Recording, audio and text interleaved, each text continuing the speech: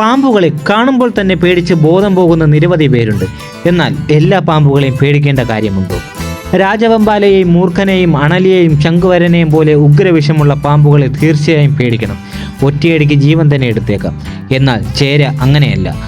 അത് പൊതുവെ നിരുപദ്രവകാരികളാണ്. കേരളത്തിൽ ഏറ്റവും കൂടുതൽ കാണപ്പെടുന്ന ഉരകജീവികളിൽ ഒന്നാണ് ചേര.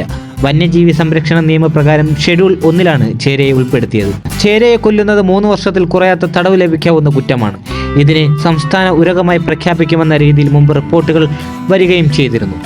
അധികമാർക്കും അറിയാത്ത നിരവധി പ്രത്യേകതകളും ഈ പാമ്പിനുണ്ട്. കൃഷി നശിപ്പിക്കുന്ന എലികളെ തിന്നൊടുക്കിയാണ് ചേര കർഷക മിത്രമായത്.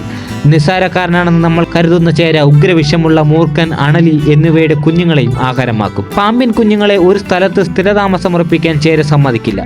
പരിസരത്ത് ചേരയുള്ളത് അവിടെ താമസിക്കുന്നവർക്ക് നല്ലൊരു സംരക്ഷണമാണെന്ന് പറയാം. വിഷപ്പാമ്പുകളുടെ എണ്ണം കുറയ്ക്കാനും ചേര സഹായിക്കുന്നു.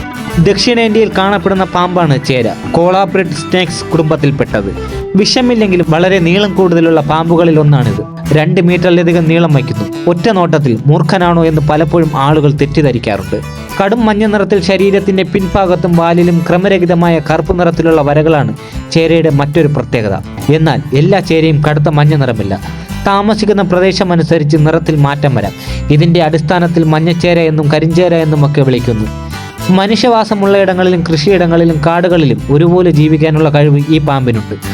എലികൾ കൂടുതലുള്ള ഇടങ്ങളിലും ചിതൽപുറ്റിനടുത്തും കല്ലുകളും തടുക്കഷ്ണങ്ങളും ഒക്കെ കൂട്ടിയിട്ടിരിക്കുന്നിടത്തൊക്കെയാണ് ചേരയെ കൂടുതലായി കാണുന്നത്. പ്രധാനമായും എലികൾ, പല്ലികൾ, ഉഭയജീവികൾ എന്നിവയൊക്കെയാണ് ചേര ഭക്ഷിക്കുന്നത്. വേഗത്തിൽ ഇഴഞ്ഞു പോകാനും മരങ്ങളിൽ കയറാനും ഒക്കെ ഇവയ്ക്ക് സാധിക്കും. ശല്യപ്പെടുത്തിയാൽ പെട്ടെന്ന് ഇഴഞ്ഞ് രക്ഷപ്പെടാനോ തിരിച്ച് ആക്രമിക്കാനോ ശ്രമിക്കും. മറ്റു പല പാമ്പുകളെ പോലെ ചേരയും മുട്ടയിട്ടാണ് കുഞ്ഞുങ്ങൾക്ക് ജന്മം നൽകുന്നത്. ആരോഗ്യസ്ഥിതിയും ശാരീരിക പ്രത്യേകതയും അനുസരിച്ചാണ് എത്ര മുട്ടയിടുന്നതെന്ന് തീരുമാനിക്കുന്നത്. സാധാരണയായി 9 മുതൽ 20 വരെ മുട്ടകൾ വരെ ഇടാറുണ്ട്.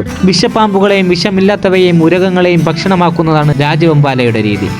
രാജവെമ്പാല ഏറ്റവും കൂടുതൽ ആക്രമിക്കുന്നതും ചേരയെ തന്നെയാണ്. നിമിഷ നേരം കൊണ്ടാണ് ഇവ ചേരയെ കീഴ്പ്പെടുത്തി അകത്താക്കുന്നത്. വിഷമില്ലാത്ത പാമ്പാണ് ചേര. വിഷമില്ലെങ്കിലും അളമുട്ടിയാൽ ചേരയും കടിക്കും. 100ഓളം പല്ലുകളാണ് ചേരയ്ക്കുള്ളത്. തൻ്റെ ജീവന് ആപത്താണെന്ന് തോന്നുമ്പോഴും ഇരയാണെന്ന് കരുതിയുമൊക്കെയാണ് ചേര കടിക്കുന്നത്. നന്നായി കടിക്കുമെങ്കിലും ഇതുമൂലം മനുഷ്യജീവന് ആപത്തൊന്നും ഉണ്ടാകാറില്ല. മഞ്ഞച്ചേര മലർന്ന് കടിച്ചാൽ മലയാളത്തിൽ മരുന്നില്ല എന്നൊരു ചൊല്ലി കേട്ടിട്ടുണ്ടോ? അതായത് വിഷമില്ലാത്തതിനാൽ ഇതിന് പ്രത്യേകിച്ച് മരുന്നൊന്നുമില്ല. എന്നാൽ കടിയേറ്റാൽ അണുബാധയും മറ്റ് വരാൻ സാധ്യതയുള്ളതിനാൽ ആശുപത്രിയിൽ പോയി ചികിത്സ തേടണം. വിഷമില്ലെങ്കിലും ചേര ചുറ്റിയാൽ അവിടെ അഴുകിപ്പോകുമെന്ന രീതിയിൽ ആളുകളിൽ സംശയമുണ്ട്. എന്നാൽ ഇത്തരത്തിലുള്ള പേടിയുടെ ആവശ്യമില്ല. ചേര ചുറ്റിയാൽ അഴുകില്ലത്രേ. ഇതൊക്കെ വെറും കഥകൾ മാത്രമാണ്. ചേര വാലുകൊണ്ട് കുത്തും എന്നതും കെട്ടുകഥ മാത്രമാണ്.